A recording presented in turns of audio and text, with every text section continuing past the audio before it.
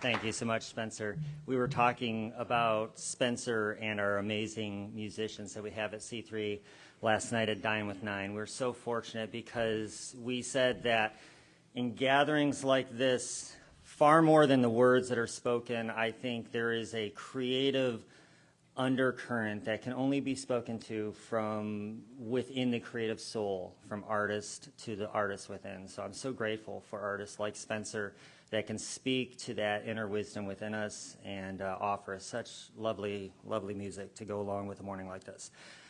You've already heard the professional bio for John Philip, and you may have already read the email I sent out earlier this week about my back history and that I've met him in 2016. But I think that a lot of people, when I was thinking about having him here, a lot of people esteem him for his knowledge. He's extremely knowledgeable. He's authored many books. For the words that he writes or that he speaks, those who heard him speak yesterday appreciate the skillful, knowledgeable, deep ways that he addresses these issues, as well as the questions, like the scholar that he is. There's a lot in that head, and it's more than just that Scottish mop of hair that he has. And speaking of Scotland, you who heard him yesterday will appreciate his relaxing Scottish voice, the kind of a voice of a scholar, a bard, and a poet. But more than his writings, more than his words that he speaks or the way that he speaks, what I was instantly reminded when he came and first arrived at our house, it took me right back to 2016, because to talk with John Philip is to see love embodied as he sees you and looks into your eyes, and the smile that he wears and the lightness that he carries with him is a testament to the type of rebirthing that we want to see in the world. When I think of people that I want to see bring the message of peace and justice and restoration to our world, I think of people like John Philip Newell and the writings that he brings us that are just as relevant today and increasingly more and more relevant, specifically this morning's talk on the Great Search. So welcome with me, if you will, John Philip Newell, as we invite him to share this talk, and then we'll follow it up by a meditation, some embodied practice with Cammie. So we're so thrilled to have you here this morning. Welcome.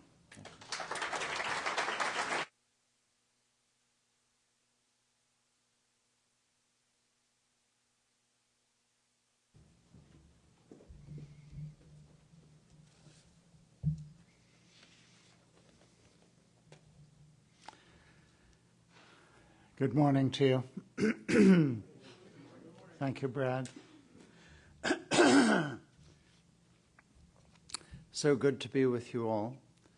Thank you for the way in which you've been welcoming Cammie and me these few days.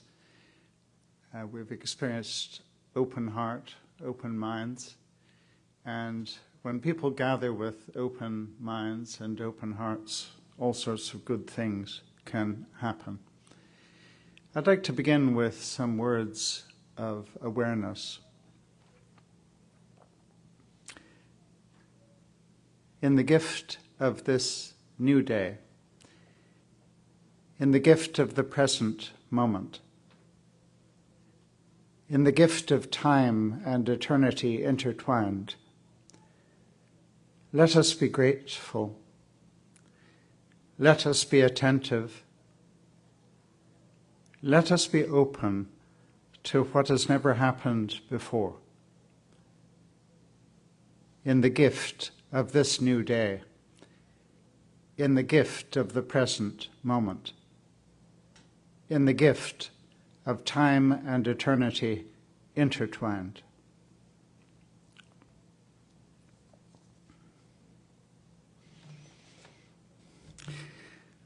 So it's good to be here as a Celtic wandering teacher, and what we have done over the centuries as Celtic wandering teachers is to try to point simply to the sacredness of earth and every life form, and to the sacredness at the heart of every human being.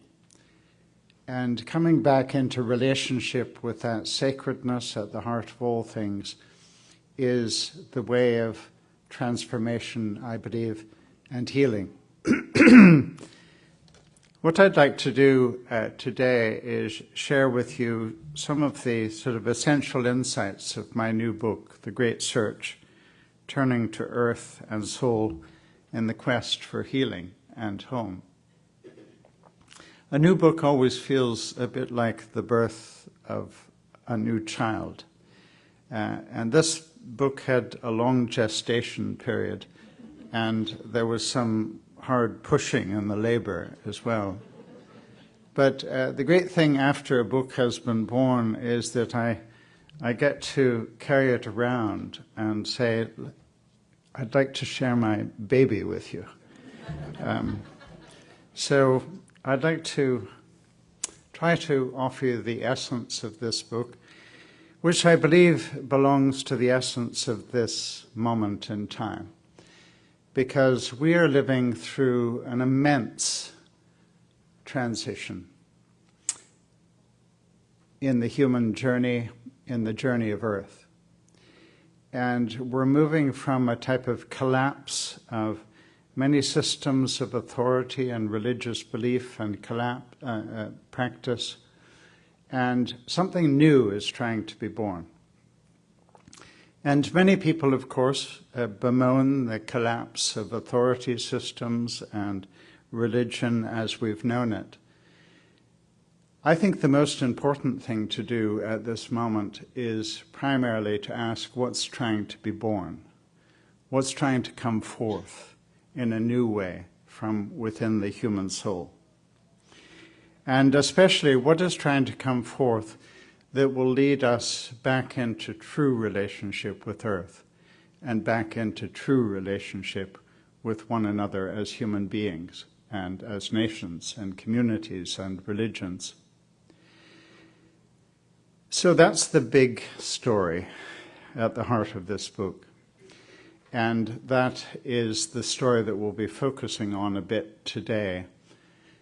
But I'd also like to say that this big story, this time of transition, is reflected also in my own story. This is not a book about me, but it is important for me to say that I feel very much part of this big story, this time of transition. So a number of years ago, I relinquished my ordination as a minister of the church. I felt I could no longer hold together my sense of the sacredness of Earth and the sacredness at the heart of every human being with some of the foundational creeds and doctrines of Western Christianity, especially as those came into expression in the 4th century, when Christianity got into bed with empire and began to, in a sense, condone and bless what empire was doing. And of course, I'm not just speaking about the Roman Empire back in the 4th century. I'm speaking about the British Empire. I'm speaking about the American Empire. I'm speaking about any nation that has, in a sense, set itself up over the rest of humanity and is prepared to wrong or exploit, make use of other nations for its so-called well-being, and ignoring the profound truth that we will only be well together, and we will not be well by thinking we can only look after our nation or our people or our community or our species. So I relinquished my ordination, and recently on Iona, and it would be interesting for me to know, just a show of hands, how many of you have been on Iona? Great. Well, the rest of you need to come. And not all at once. It's a very small island.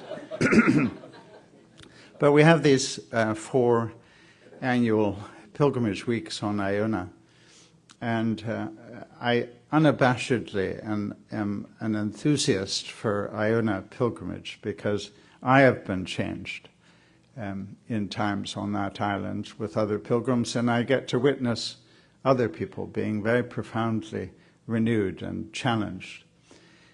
But during a recent Iona pilgrimage, a woman, one of the pilgrims, was asking me to speak a little bit about why I had relinquished my ordination.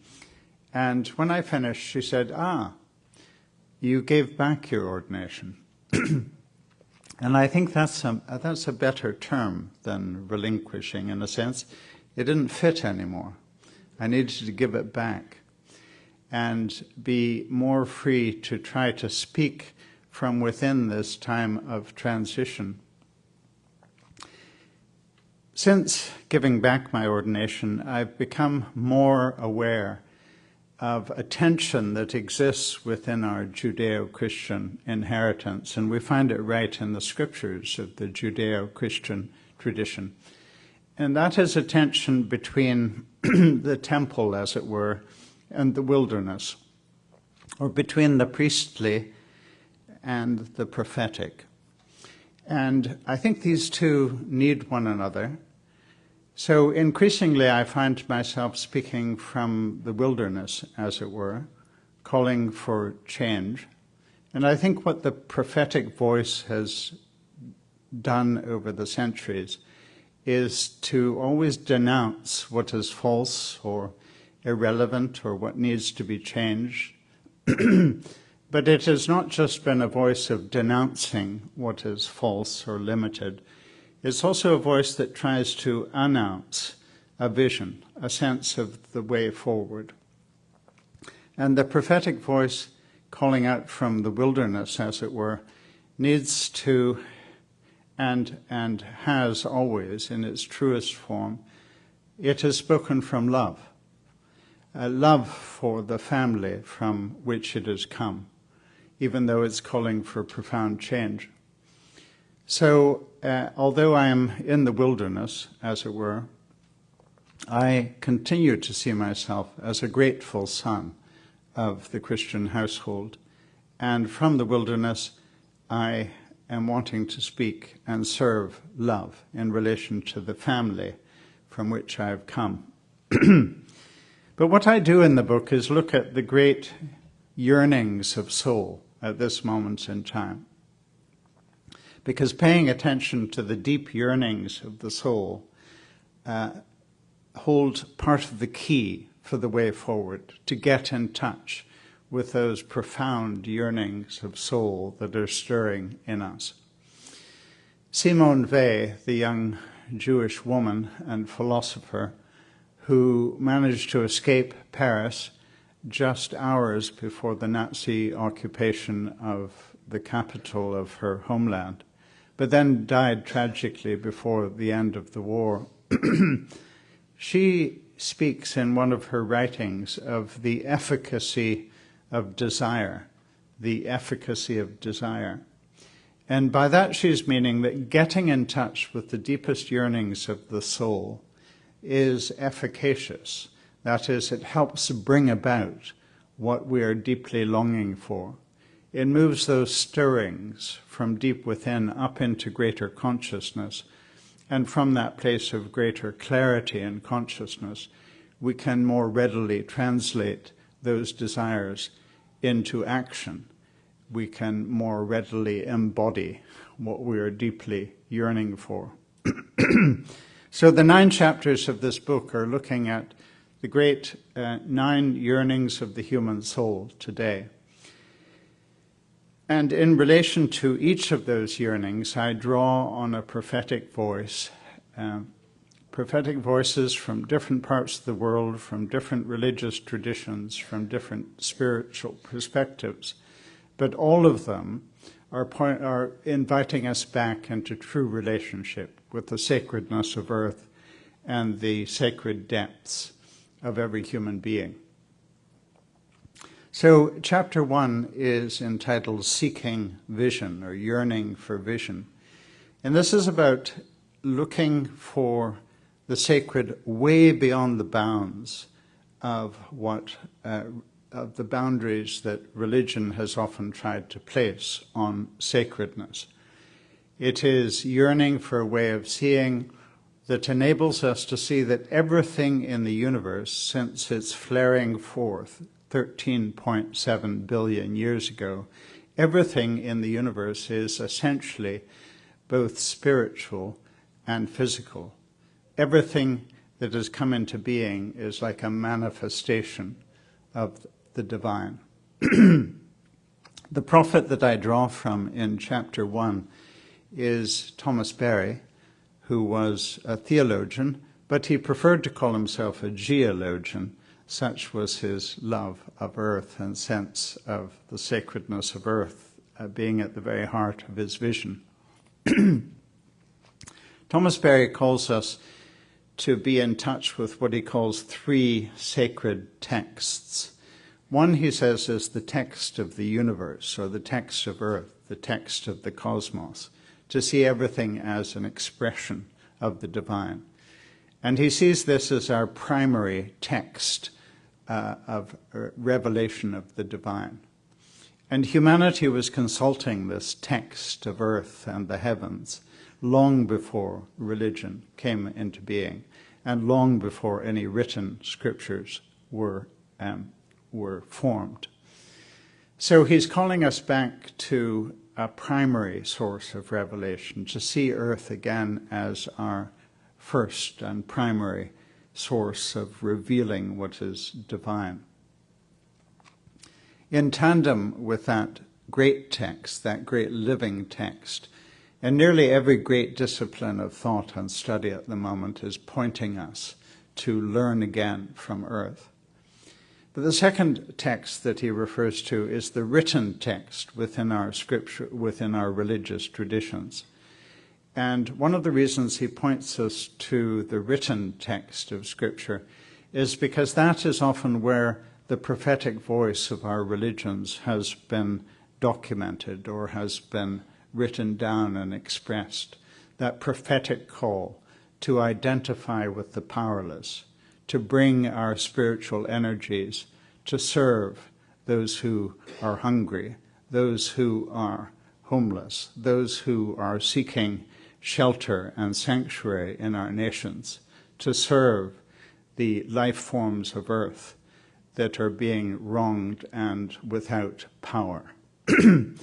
So that's the second text, the text of written scripture that he invites us to be in touch with and to be reading. The third text, he says, is the inner text. It's the text of the human soul. And particularly in the human soul, he is inviting us to access imagination and the dreams of the human soul.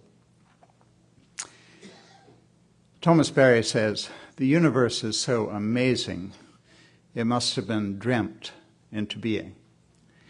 And then he goes on to say, and we are in such a mess, politically, religiously, ecologically, we are in such a mess that we need to dream the way forward. We need to allow ourselves to imagine ways of being, ways of seeing, ways of interrelating that we've known nothing of in the past. And this moment in time is a moment that is calling for that sort of deep imagining, deep dreaming of a new way of being. Because our political systems, our religious systems, our cultural systems have been inadequate to prevent us from where the human journey is at the moment, and the journey of self-destruction that leads us to question whether there will be a future for humanity if we do not come back into true relationship with Earth's sacredness and the sacredness of every human being. So that's chapter 1. Thanks, Brad. They've been working me so ruthlessly here.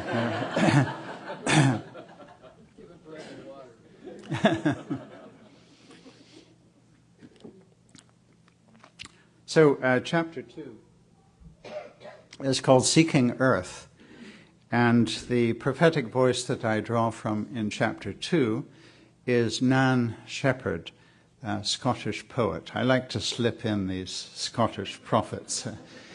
So many of you may not be aware of Nan, but she was a poet and novelist. She now appears on the Scottish £5 note, the first woman writer to appear on Scottish money. And she's being celebrated by ecologists, by feminists, by spiritual teachers. And this would have really surprised her because when she died, she was hardly known at all. But I've chosen Nan to speak of our yearning for Earth, our seeking to be in true relationship with Earth. She wrote a very beautiful a book called The Living Mountain. She was in love with the Cairngorm Mountains at the heart of Scotland, and she allows this love affair with the mountain to be a metaphor of love affair with Earth. And she calls us into that intimacy of loving Earth. When she's speaking about the mountain, for instance, one of the things she says is no one knows the mountain, truly, who has not slept with it. And she sees her relationship with the mountain and our relationship with Earth as being like that of a lover who adores and cherishes the body of her beloved. So it's that sort of intimacy of knowing Earth again that she invites us into. And she realizes in her own journey that it is as she gets to know Earth's soul that she more deeply comes into contact with her soul. So this profound holding together of the soul of humanity with the soul of Earth, rather than the dualism and the division between humanity's soul and Earth's soul that has characterized so much of our Western world as well as our Western religion. Chapter 3 is called Seeking Presence, and this is about looking for the presence of the divine, not just in particular places, particular moments, particular people, but being alert to looking for the divine presence at the heart of every moment, at the heart of every person, in every place. And much more important than me speaking about this, I would like you to experience this quite briefly. Now this could terrify some of you introverts, and it could totally delight you extroverts, okay? But I'm just talking about for a couple of seconds. Look into the eyes of someone next to you.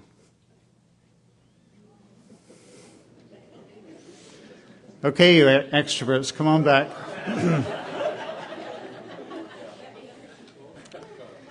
This is the light of the eternal. The prophet that I draw from in this chapter is Martin Buber, the great Jewish teacher, who says that the world is like a burning bush. And this light of the eternal shines from deep within. And that's what we were glimpsing something of in one another's eyes. This light of the eternal that comes forth from within. And we are being invited, Martin Buber says, to know that in everyone we meet, in every life form, we are being invited to look for what he calls the eternal vow, and to know that we are bearers of the eternal vow, even in the way we look at one another, in the way we listen, in the way we speak, in the way we interrelate. So setting free this eternal vow that is already at the heart of all life. We don't have to invoke a foreign presence, a transcendent energy. We're being invited to set free this presence of the divine that is radically immanent at the heart of all life.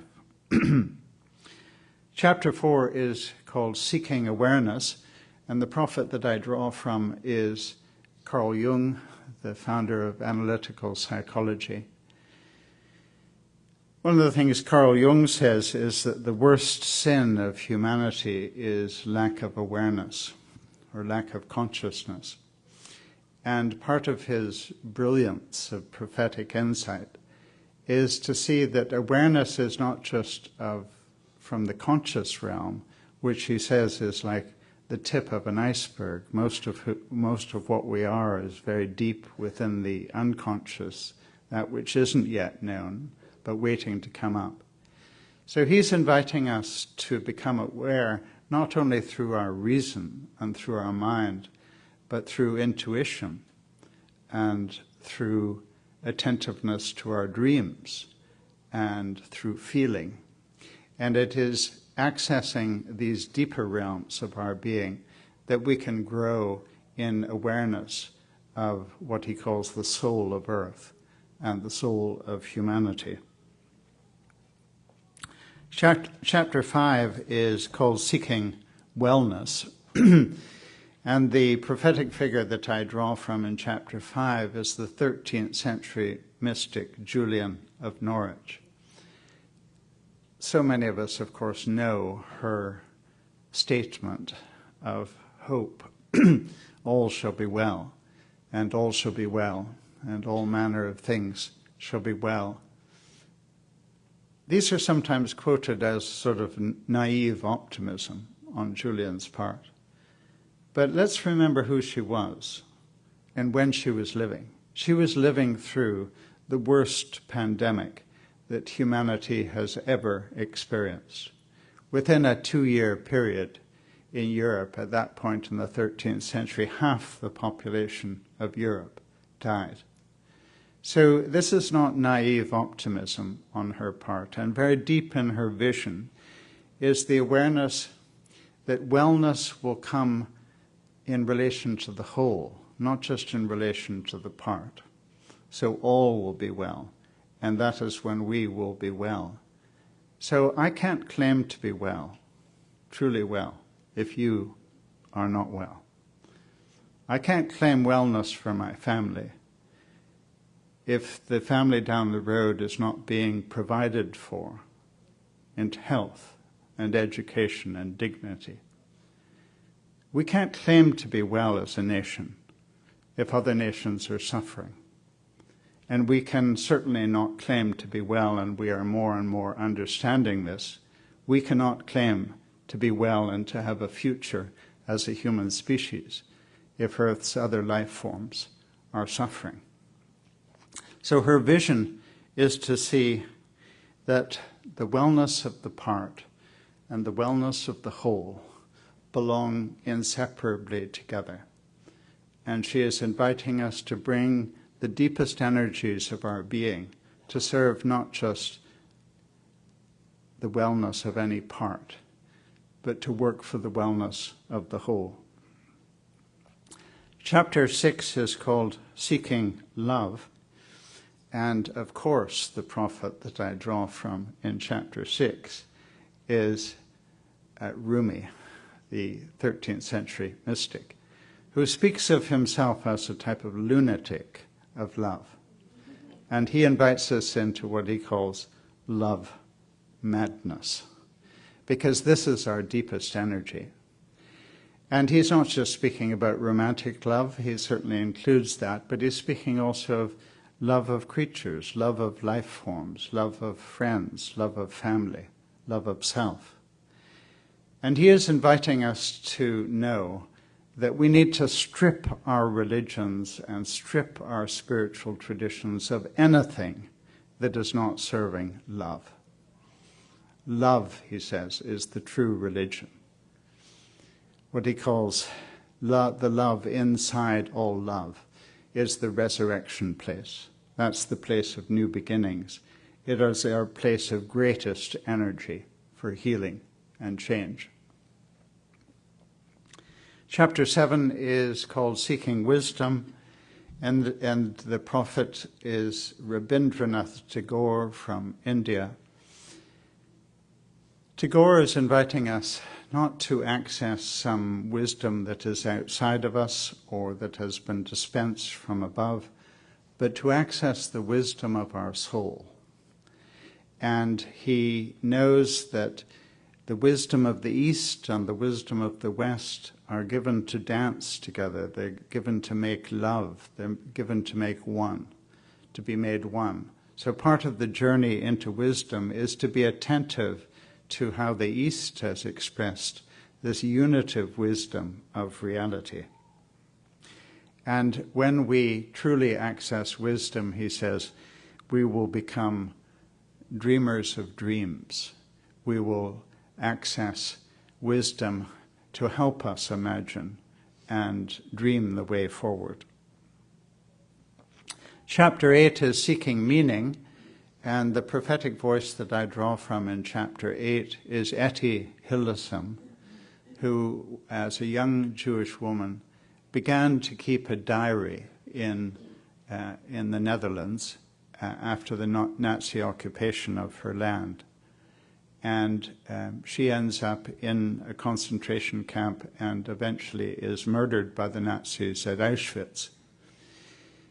One of the most extraordinary things about Etty Hillesum is that in her diaries, the most repeated phrase, it's almost like a mantra in her writings, is to say that life is beautiful and life is meaningful. In the midst of the ugliness and horror of what she was witnessing and experiencing, she was accessing this deeper place. And she invites us to, the way she puts it is, we need to dig God out again. And by God, she is referring to that deepest part of her being. Not only her being, but she sees it as deep within every human being, even in those who were horribly oppressing her people. Chapter 9, the final chapter, is called Seeking Faith. And this is not about faith in propositional statements about God, which is how our religious traditions have often understood faith. The poet that I draw from in chapter 9 is another Scottish poet, Edwin Muir. And he comes to see that faith is not about believing certain propositional statements about the divine. Faith he sees as being faithful to what he calls the immortal shining that is deep in all things, something of which we were seeing in one another's eyes, something of which we can be looking for in the countenance of every creature, in the shining of every life form.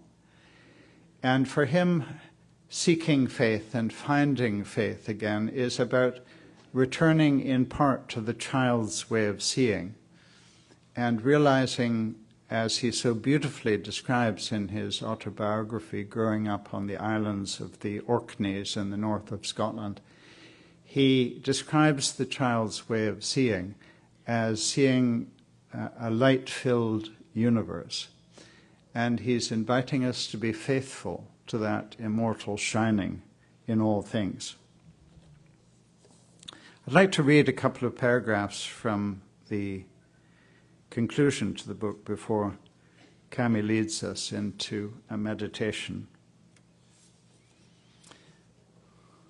By the time I got to the conclusion, I sort of had a sense of what I was wanting to say, so that's why I'd like to read a few paragraphs from the conclusion. Religion, as we have known it in the Western world, is dying. We are in a time of transition, not only religiously, but politically and ecologically. What is the spiritual vision at the heart of our religious inheritance that we have forgotten or neglected? The Spirit is urging us to remember that we are to do to others, including earth and every species, what we would most want done to ourselves. This is the teaching of Jesus at the heart of our Christian inheritance, with its equivalent in the golden rule of nearly every great spiritual tradition in the world. And this is the teaching that will guide us into new beginnings. In our great search of today, we are searching for what will bring healing, not only for ourselves, whether as individuals or nations or races, but for all people and for every species. And it is for all things that we are seeking a deeper sense of home address, both physically and spiritually. We are longing for a truer sense of shared origin and spiritual kinship with everything that has being, including a sense of family responsibility for one another. The vision of love at the heart of our religious inheritance can inspire us in our searching, but our searching must never be confined by the boundaries and limitations of our religions. During this time of transition, many of us, as we have been emphasizing, are in religious exile, whether that be literally as fugitives from our religious tradition of the past, or simply as dissatisfied members of it, longing for more depth and vision.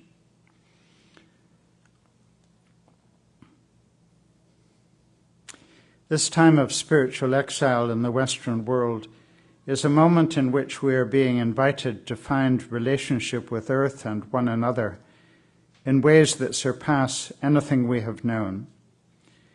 It is a time of opening to the Spirit in our own depths and the depths of every human being and life form. And it can be a time of liberation from the closed boundaries of nationhood or race or religion that have confined us in the past and separated us from one another. We are being invited to remember what we at some level have always known, which is that our true spiritual center is not Rome, for instance, or Jerusalem, or Mecca, or any of the other places that religion has claimed to hold special authority over us. Our true spiritual center is earth and the human soul. Outward places of religious authority and significance may have played an important role in our faith traditions over the centuries, but essentially they exist to serve earth and the human soul, not the other way round. The source of truth is deep within each one of us and deep within everything that has being. Just as new science enables us to know that physically we live in an omnicentric universe, so it is spiritually. The center is everywhere. Our cherished places of religious authority from the past, including our local churches or temples or mosques, can serve us in this moment of transition, but only if they remember that the center of the divine is everywhere, deep in my soul and your soul, and deep in earth's soul. We are longing for an expanded vision of the universe, a reawakened love affair with earth, and a deepened sense of spiritual presence in every moment and encounter of life. We are yearning to grow in awareness, to find wellness in relation to the whole, and to delight in love together. And we are longing for the recovery of wisdom, for meaning in both the joys and sorrows of life, and for a reimagined faith in the immortal light that shines in all things. These are the yearnings of the great search today. If we are true to them, we will be blessed with the graces of healing, both individually and collectively. And we will be graced too with a new sense of home spiritually in our relationship with earth and one another. It is this that will bless us and our planet in our shared journey toward wholeness. And it is this that will bless those still to be born, our children and our children's children. This is the great search that we are invited to be part of, turning to earth and soul in the quest for healing and home.